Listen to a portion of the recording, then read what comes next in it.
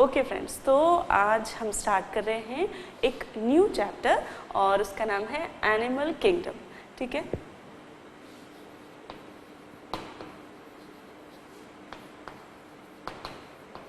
Okay. So animal kingdom पढ़ने से पहले, आप जब एनिमल किंगडम पढ़ रहे हैं तो आई एम श्योर कि आप इसके पहले प्रोटिस्टा, मोनेरा, प्लांट किंगडम ये सब पढ़ चुके हैं। ठीक है, तो इसके पहले आप क्लासिफिकेशन जो होता है किंगडम्स का वो आप पढ़ चुके हैं और अब जो हम पढ़ रहे हैं वो हम पढ़ रहे हैं एनिमल किंगडम। ठीक, तो एनिमल किंगडम जो है, एनिमल किंगडम में हम पढ़ने वाले हैं कि कैसे जो एनिमल किंगडम जो है उसका एवोल्यूशन हुआ। ठीक है, कैसे लोअर एनिमल से हायर एनिमल बनते गए, उनमें जो सिस्टम्स होते हैं, ठीक है, उसमें क्या स्पेशलिटी होती है और सारे जो उनका क्लासिफिकेशन है एनिमल किंगडम का वो कैसे किया गया है और ईच फाइलम में, ईच क्लासेस में जो क्या कैरेक्टरिस्टिक्स होते हैं वो हम एनिमल किंगडम में पढ़ने वाले हैं। ठीक है, तो सबसे पहले यदि एनिमल वर्ड हम यदि समझें तो एनिमल वर्ड जो बना है वो बना है एनिमा से। एनिमा, एनिमा का अर्थ होता है एयर, ब्रीथ और सोल। ठीक है, इसका मतलब है कि एनिमल मतलब कि एक ऐसा ऑर्गेनिज्म जो कि एयर से ब्रेथ कर सकता है और उसके अंदर एक सोल है या इट्स अ लिविंग बीइंग। ठीक है, तो उससे बना है एनिमल वर्ड। तो एनिमल जो होता है वो एक एनिमेटेड, लिविंग, ठीक है, परसीविंग,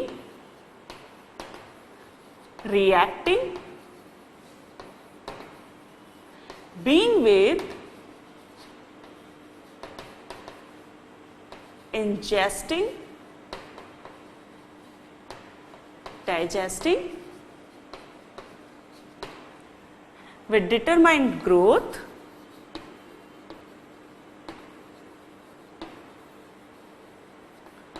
ठीक है,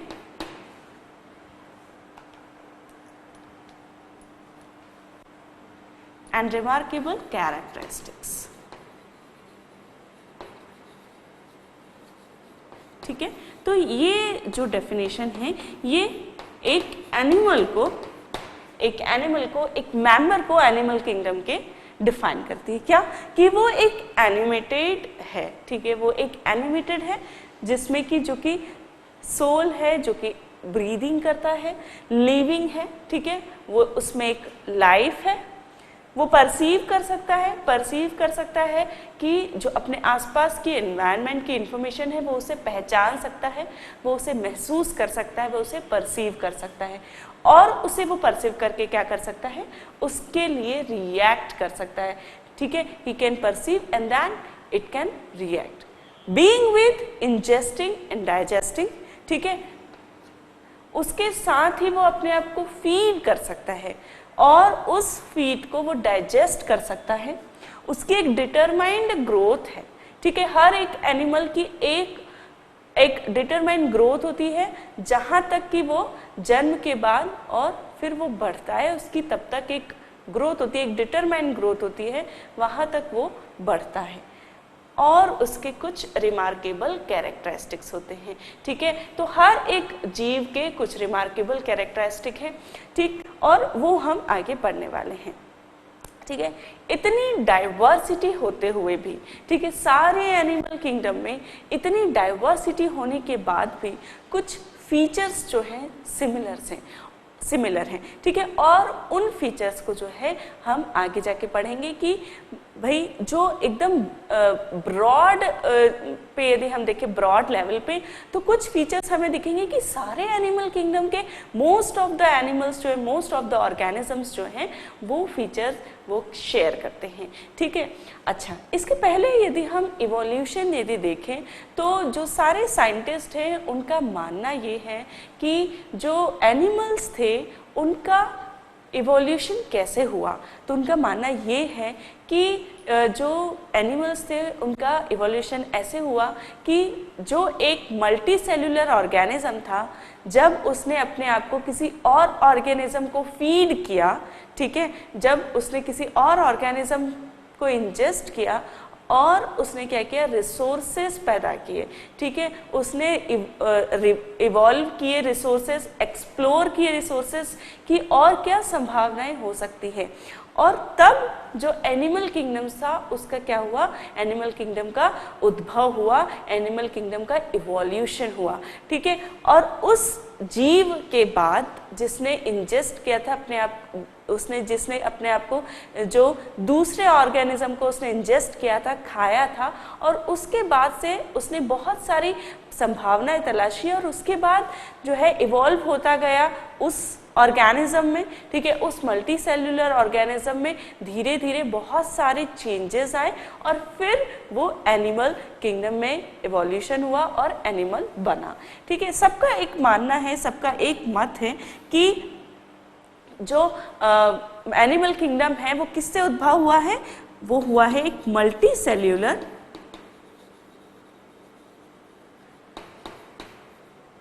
कॉलोनियल प्रोटिस्ट के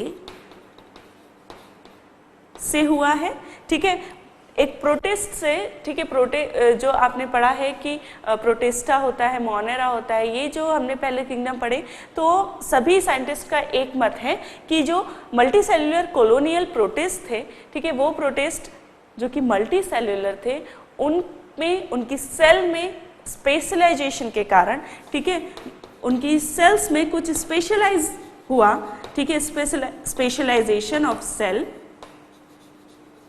एंड, ठीक है, फॉर्मेशन ऑफ लेयर,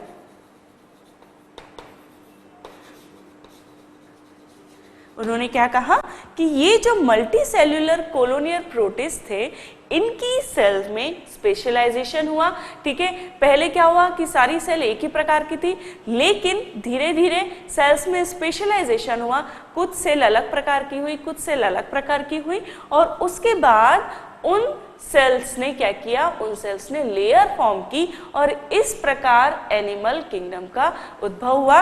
क्योंकि एनिमल किंगडम की एक खास बात है कि उनमें जो है उनकी जो जीव होते हैं, ऑर्गेनिज्म होते हैं, उनमें लेयर्स होती हैं, कैविटी होती हैं।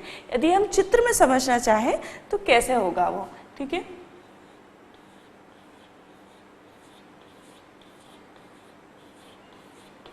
ये मल्टी सेल्यूलर कॉलोनियल प्रोटिस्ट है, ठीक है, ये हम देख रहे हैं मल्टी सेल्यूलर कॉलोनियल प्रोटिस्ट है। अब इसमें क्या हुआ,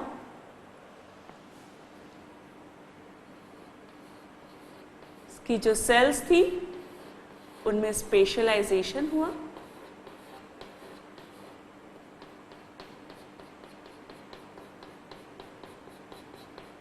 ठीक है।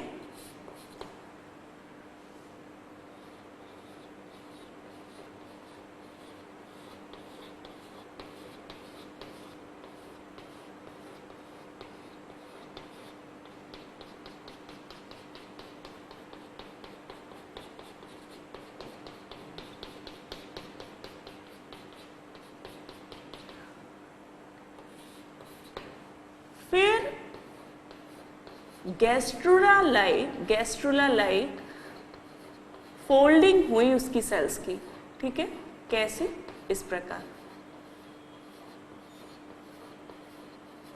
ठीक है,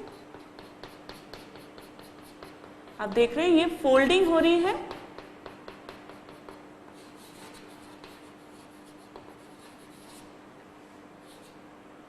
ये रिप्रोडक्टिव सेल है, ये है कॉलोनीज ऑफ प्रोटिस्टा, ठीक है। यहां पर आप देख रहे हैं कि सेल में स्पेशलाइजेशन हुआ और फोल्डिंग हुई। इन फोल्डिंग होने के कारण, ठीक है, यहां पे उसने लेयर फॉर्म की और कैविटी फॉर्म की, ठीक है। इस प्रकार से।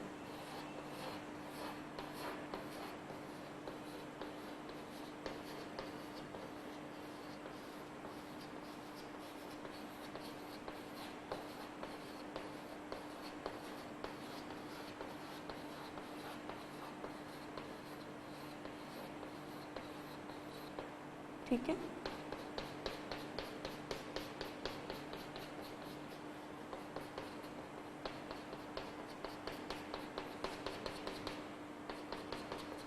और ये जो इसने लेयर फॉर्म की, इसको हमने दो नाम दिया।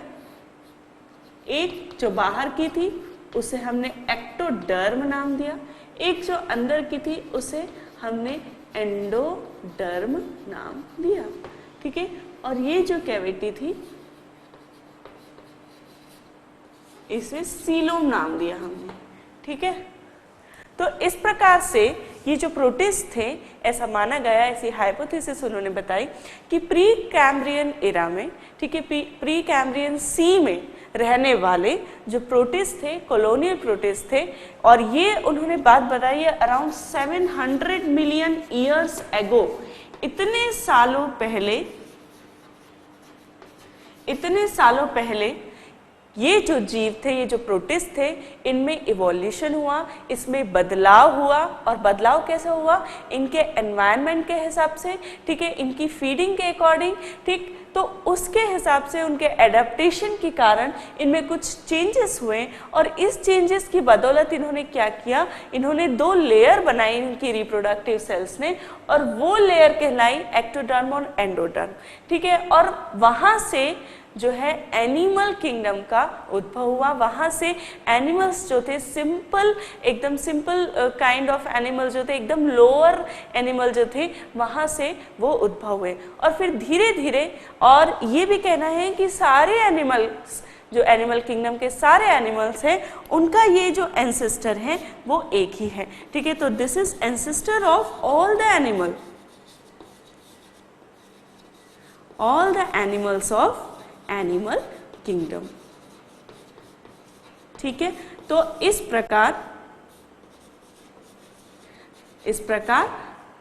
प्रकार जो एनिमल किंगडम था, उसका फर्स्ट एनिमल जो है वो बना। ठीक, और फिर इस एनिमल से सिंपल एनिमल्स बने। सिंपल एनिमल में चेंजेस होते गए। ठीक है, बहुत सालों के बाद जो है उनमें इवोल्यूशन के कारण चेंजेस आए, और फिर लोअर एनिमल से धीरे धीरे करके हायर एनिमल्स बनते गए। लोअर एनिमल से हायर एनिमल तक का जो क्लासिफिकेशन है वो हम पढ़ने वाले हैं। ठीक है, और जैसा कि मैंने आपको कहा कि इतनी डाइवर्सिटी के बाद भी हमारे जो सारे एनिमल्स हैं वो कुछ उनके सिमिलर फीचर्स हैं जो कि हम आगे देखने वाले हैं। और अभी तक जो एनिमल्स हैं वो बहुत सारे हैं, ओवर 1 मिलियन एनिमल्स जो हैं हमने पहचान चुके हैं और उनका नामकरण हो चुका है। ठीक है, तो जैसा कि आपको पता है कि हर एक एनिमल का, हर एक प्लांट का एक बॉटनिकल या जूलॉजिकल नेम होता है, और वो जो है अभी तक ओवर 1 मिलियन एनिमल्स जो हैं अभी तक क्लासिफाई करे जा चुके हैं और उनको नामांकन किया जा चुका है। ठीक है, टैक्सोनॉमी उनकी हो चुकी है। अब हम पढ़ेंगे कि जनरल फीचर्स जो हैं सभी एनिमल्स के कौन कौन से होते हैं। ठीक,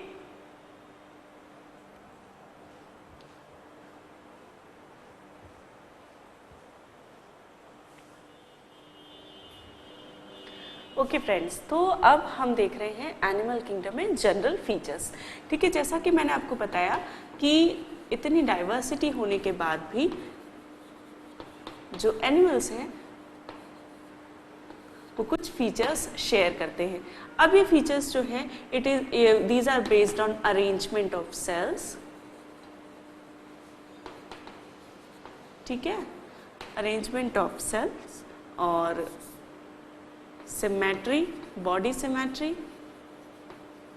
and body cavity,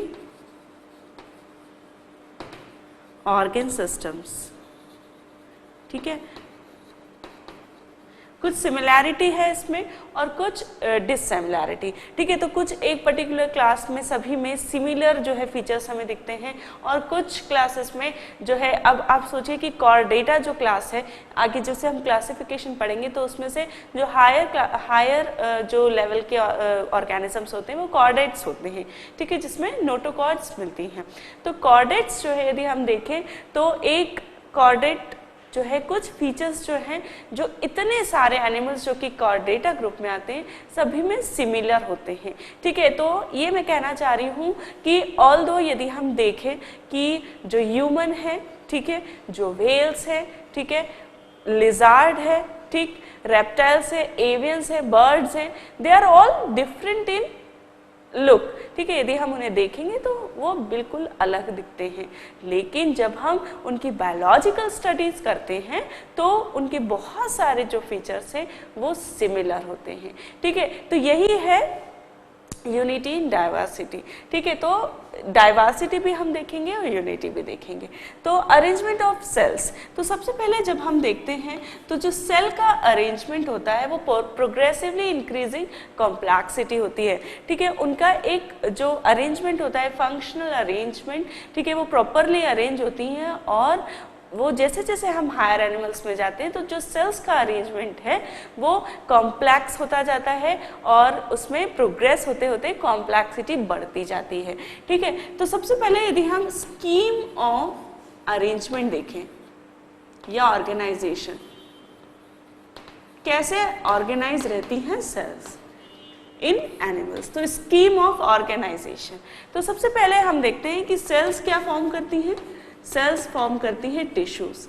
टिश्यूज क्या होते हैं, जो सिमिलर काइंड ऑफ सेल्स होती हैं वो एग्रीगेट होती हैं और वो मिलके टिश्यू बना लेती हैं। ठीक है, तो इस प्रकार एक टिश्यू जो होता है वो सिमिलर काइंड ऑफ सेल से बना हुआ मास रहता है। तो tissues are the mass of cellular.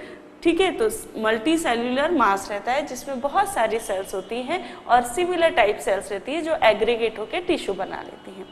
Then हम देखेंगे टिश्यू जो होते हैं वो किस टाइप के हो सकते हैं। तो मेन टाइप जो होते हैं वो टिश्यू के epithelial, muscular, connective and nervous. ठीक है, जब नेक्स्ट चैप्टर आप इसका पढ़ेंगे एनिमल किंगडम का, जो कि है structural arrangement in the animals. ठीक है, तो उसमें आप ये जो स्ट्रक्चर्स हैं जो कि हम टिश्यूज की बात कर रहे हैं, epithelial tissue, muscular tissue, connective tissue, nervous tissue, ये इनका जो है हम डिटेल में जो है स्ट्रक्चरल अरेंजमेंट वाले चैप्टर में आप पढ़ेंगे। ठीक है, जिसमें फर्स्ट पार्ट में जो है सभी टिश्यूज के बारे में बताया है कि एपिथेलियल टिश्यू कितने प्रकार के हो सकते हैं। ठीक है, किस किस ऑर्गन में कहाँ पे वो मिलते हैं। ठीक, कनेक्टिव टिश्यू कितने प्रकार के हो सकते हैं, जैसा कि ब्लड जो है वो एक स्पेशलाइज्ड कनेक्टिव टिश्यू है। ठीक, तो ये जो सब है ये आप स्ट्रक्चरल अरेंजमेंट में पढ़ते हैं। ठीक है, टिश्यू के बाद हो जाते हैं ऑर्गन। अब क्या होता है कि सम टाइप्स ऑफ टिश्यू मिलके क्या बनाते हैं, एक organ. Some types of tissue aggregates and form organ to fulfil the particular task, to perform particular task. ठीक है, एक एग्जाम्पल यदि हम देखें तो जैसे कि एक स्टमक है, स्टमक जो होता है उसमें एपिथेलियल भी टिश्यू होते हैं, मस्क्यूलर भी होते हैं, कनेक्टिव भी रहते हैं, नर्वस भी होते हैं और इस प्रकार से सभी मिलके एक ऑर्गन बना लेते हैं और वो ऑर्गन है स्टमक। और स्टमक ऑर्गन क्या कर रहा है, डाइजेस्टिव और सिस्टम का एक पार्ट है और स्टमक में भी कुछ डाइजेशन जो है वो होता है और इस प्रकार वो क्या कर रहा है, डाइजेशन का टास्क परफॉर्म कर रहा है। तो ऑर्गन क्या हुए कि जो डिफरेंट टाइप के टिश्यूज हैं उन्होंने मिलकर क्या बना लिया, एक ऑर्गन बना लिया। थर्ड जो स्कीम है वो है ऑर्गन सिस्टम। ठीक है, अब ऑर्गन सिस्टम में क्या होता है कि वेरियस ऑर्गन जो हैं वो मिलके एक पर्टिकुलर जो फंक्शन है उसे परफॉर्म करते हैं। ठीक है, तो वेरियस ऑर्गन टुगेदर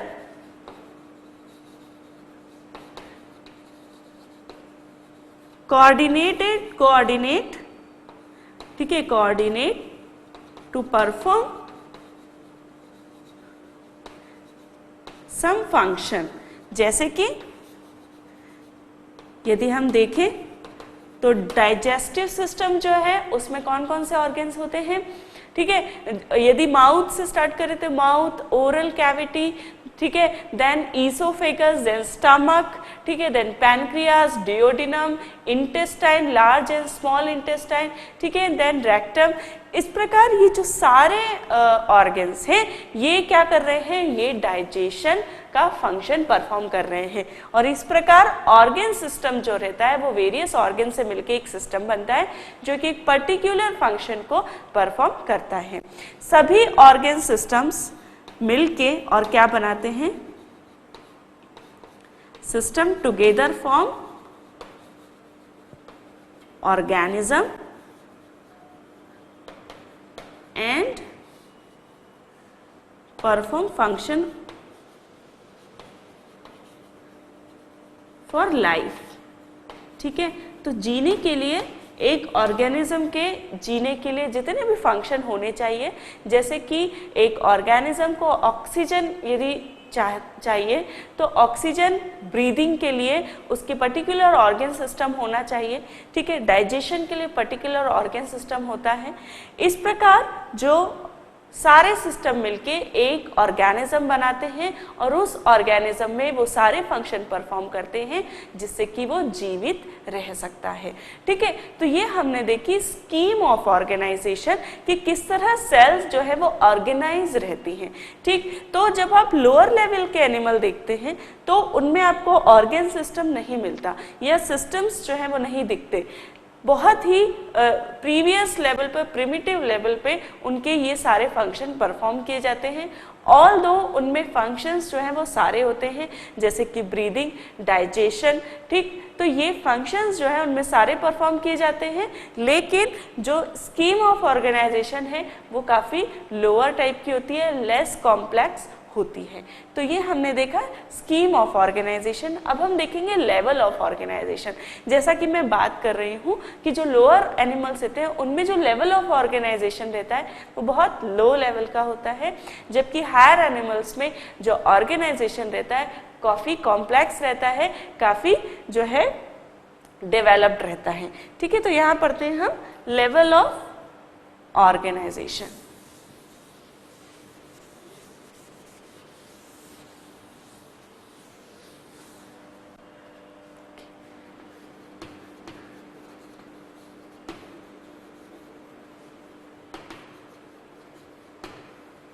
ठीक है, तो जैसे कि मैं एग्जाम्पल बताती जाऊंगी, बहुत सबसे लोअर लेवल के जो ऑर्गेनिजम्स रहते हैं उनमें जो ऑर्गेनाइजेशन होता है वो सेल्यूलर होता है, सिर्फ मल्टी सेल्यूलर्स होते हैं और जो सेल्स है वो मिलके टिश्यू फॉर्म नहीं करती, जबकि सेल्स ही स्पेशलाइज्ड हो जाती हैं लेकिन वो एक दूसरे के साथ कोऑर्डिनेट होके बहुत कम काम करती हैं और लेस कॉम्प्लेक्स होता है। तो सेल्यूलर लेवल पे क्या होता है, मल्टी सेल्यूलर ऑर्गेनिजम्स होते हैं, ठीक है, less coordination between cell,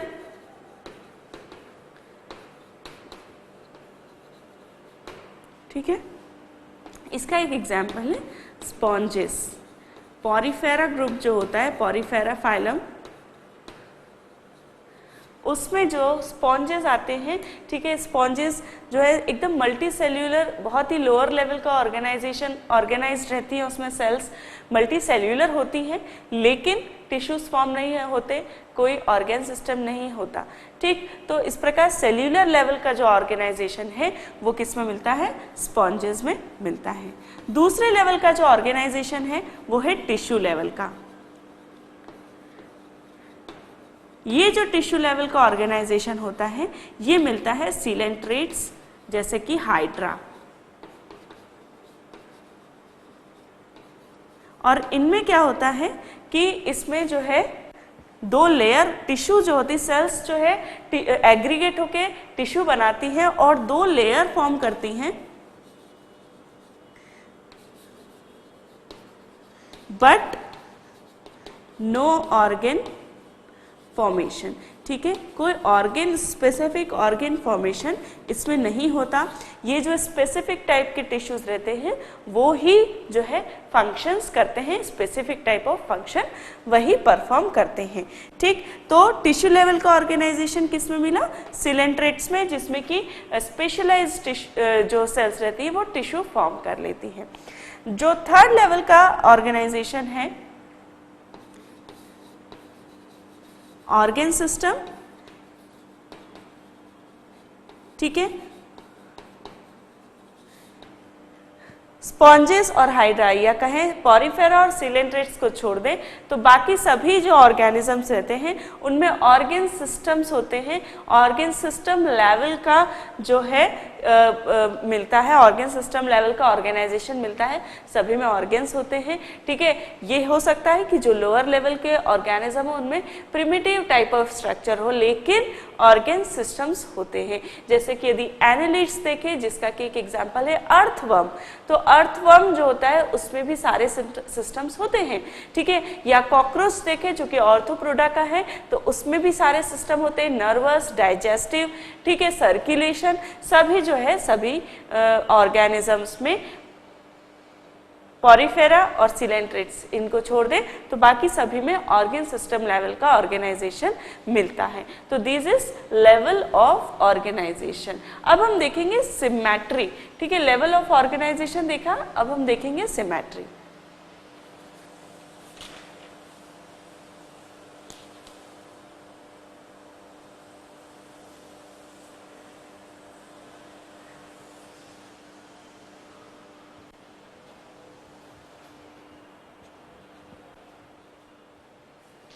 okay friends, तो अभी हमने पढ़ा लेवल ऑफ ऑर्गेनाइजेशन।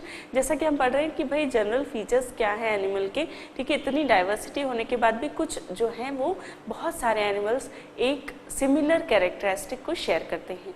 अब हम पढ़ेंगे सिमेट्री। बॉडी सिमेट्री पढ़ने से पहले एक बॉडी प्लान, ठीक है, बॉडी प्लान जो होता है सभी एनिमल्स का एक बेसिक बॉडी प्लान होता है जिसके मुताबिक उनका जिसके मुताबिक उनकी बॉडी डेवलप होती है।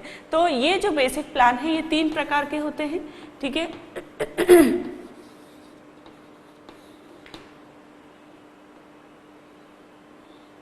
सबसे पहला है cell aggregate plan. Second number का जो है वो है ब्लाइंड सैक प्लान, और जो थर्ड प्लान है वो है ट्यूब विद इन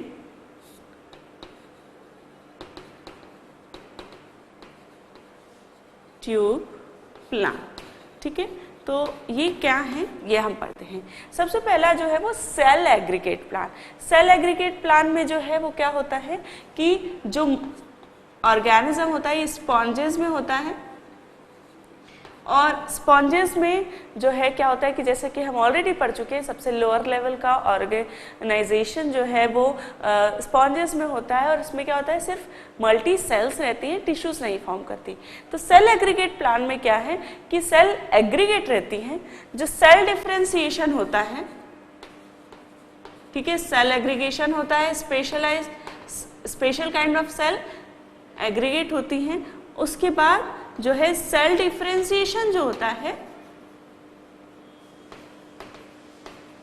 वो मीगर होता है, ठीक है, लो लेवल का होता है सेल डिफरेंशिएशन, ठीक है, हाई लेवल का सेल डिफरेंशिएशन नहीं होता, और जो मैक्सिमम सेल्स हैं वो एक जैसी होती हैं।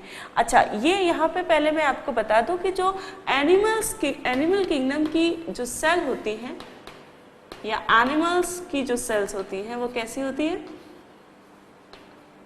मल्टी सेल्यूलर होता है एनिमल, और क्या होता है मल्टी सेल्यूलर होने के साथ ही यूकैरियोट होता है, और हेट्रोट्रॉफिक होती हैं इसकी सेल्स, ठीक है।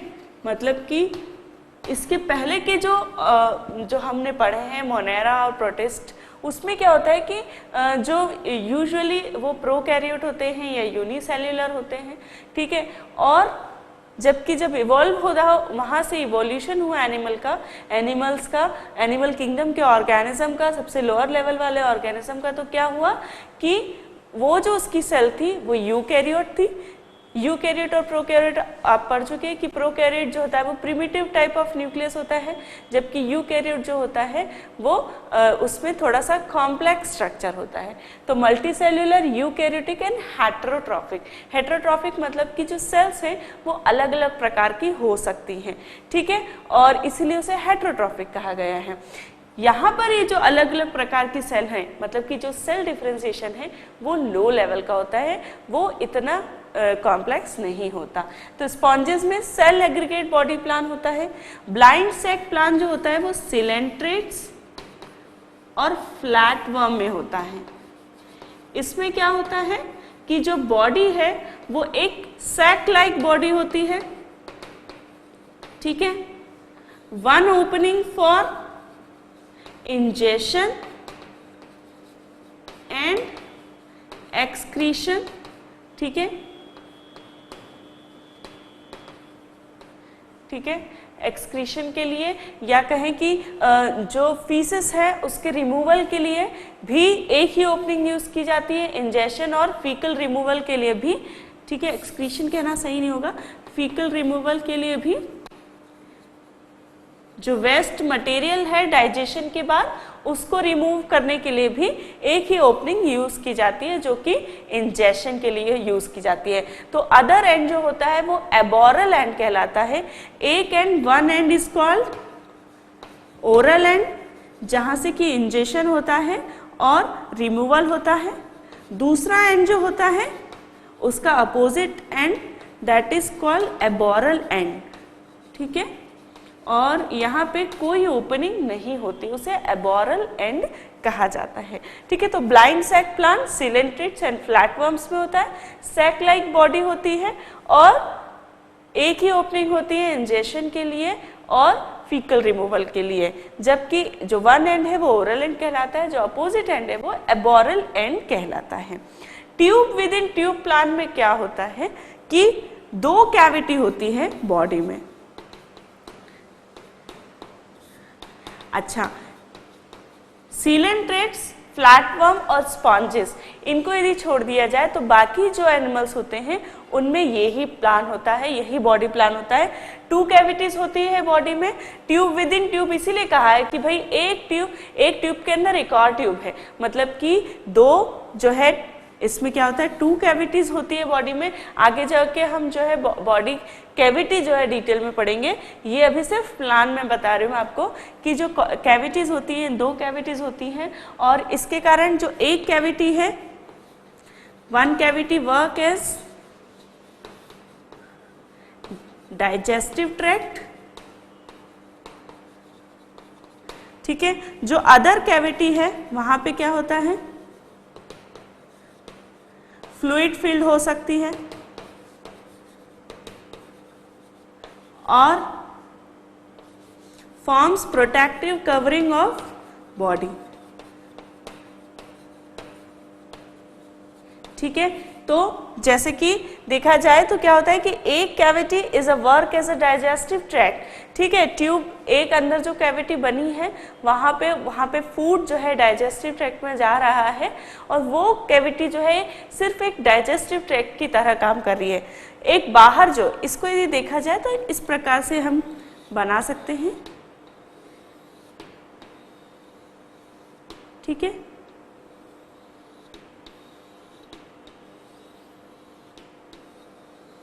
तो इसमें क्या हो रहा है कि ये डाइजेस्टिव ट्रैक्ट की तरह काम करेगी, इनर कैविटी, और ये जो है आउटर कैविटी है।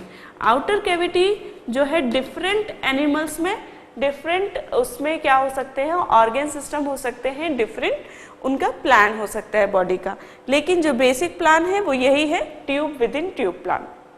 जैसे कि यदि ह्यूमन को हम देखें तो जैसा कि मैं आपको बता रही हूँ कि जो आउटर कैविटी होती है उसमें क्या होते हैं, प्रोटेक्टिव कवरिंग फॉर्म होती है, ठीक है। तो प्रोटेक्टिव कवरिंग कैसे फॉर्म हो रही है, जैसे कि स्केलेटन यदि हम देखें तो हम देखते हैं कि आउटर कवरिंग में स्केलेटन होता है, मसल्स होती है, स्किन होती है।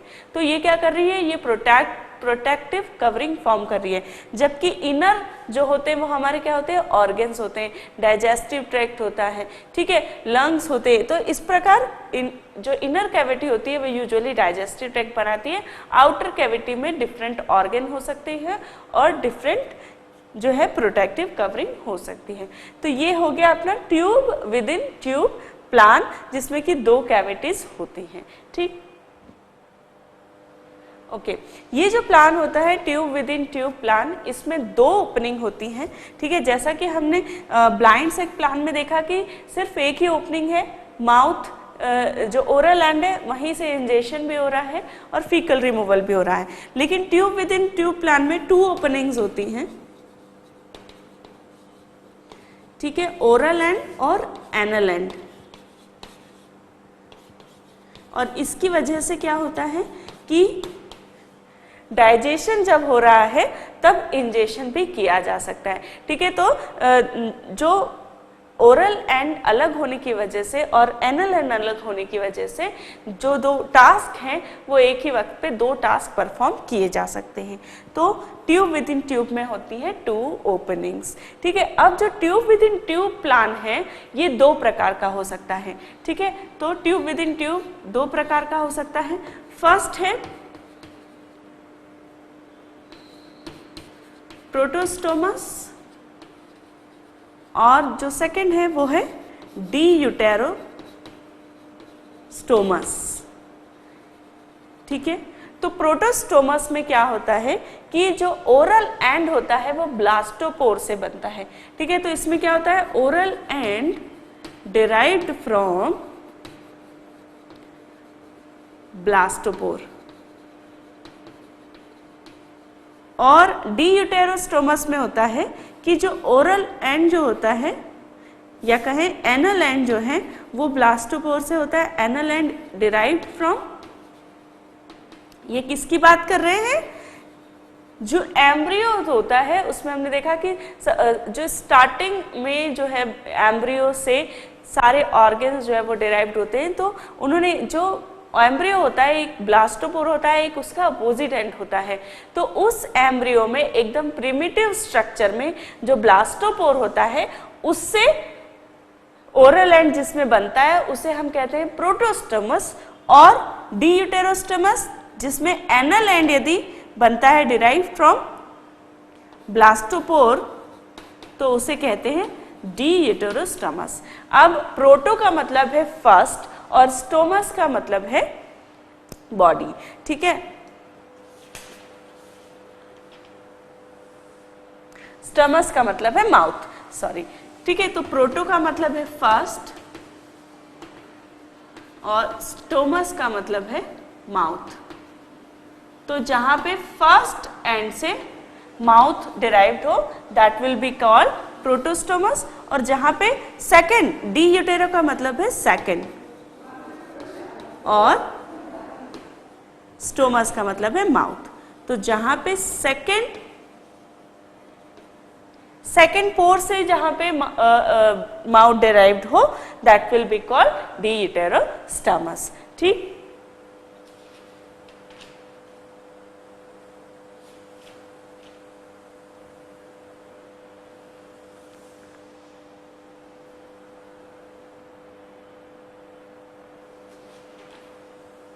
अब ये जो प्रोटोस्टोमस है इसकी एग्जाम्पल ये किस किस में होता है प्रोटोस्टोमस, ये रहता है एनालिड्स में, राउंड वर्म्स में, ठीक है, मोलस्क में और ऑर्थोप्रोड्स में,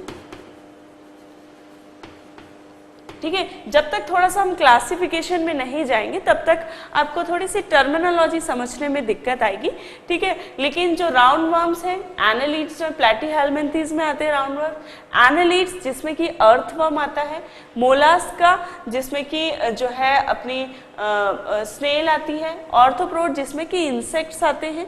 तो ये जो होते हैं इनमें प्रोटोस्टोमस होता है, ठीक, ब्लास्टोपोर से इनमें ओरल एंड डिराइव्ड होता है, जबकि ऑल अदर जो है जैसे कि ह्यूमन, एवियन, इन सभी में डी यूटेरोस्टोमस होता है, मतलब कि ब्लास्टोपोर्स के अदर एंड से माउथ डिराइव होता है। ठीक, तो इस प्रकार हमने देखा बॉडी प्लान और हमने देखा कि जनरल फीचर्स जो हैं वो क्या हैं। ठीक, तो सेल जो है हमने सबसे पहले क्या देखा, हमने देखा scheme of organization, level of organization, then body plan. ठीक है, अब हम देखेंगे सिमेट्री जो है कैसे होती है।